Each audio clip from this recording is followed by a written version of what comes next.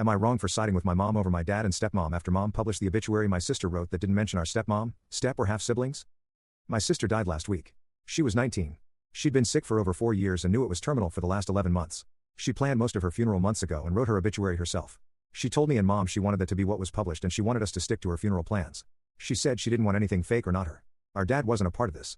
My sister wasn't close to him since he remarried 6 years ago and she lived with mom full-time once she got sick. Dad still saw her but their relationship wasn't good. She hadn't seen our stepmom in over 3 years or our stepsiblings, who were our stepmom's kids before she married dad, or our half-siblings from our dad and stepmom. And in her obituary she didn't mention them. Just mom, dad, me, our grandparents, our aunts and uncle and our few cousins. That's the obituary we published and my dad and stepmom were furious. They told mom she should have added to it when she knew my sister left them off. Dad tried to order her to submit a change but mom said no. Dad tried to do it but he was told he'd need to publish a different one. Dad wanted me to convince mom but I was with my mom on saying no. My sister didn't want them mentioned and it was her obituary. She wrote what was published and I feel like that's the right thing to do. I don't think my mom did anything wrong. The funeral was so awkward because of the tension. My sister hadn't wanted our stepmom, stepsiblings, or half-siblings to be seated with the family. In the end my stepmom and her kids stayed home and dad was with me and mom at the service. When it was over my sister's best friend gave us each a letter from my sister. The timing was again what my sister wanted.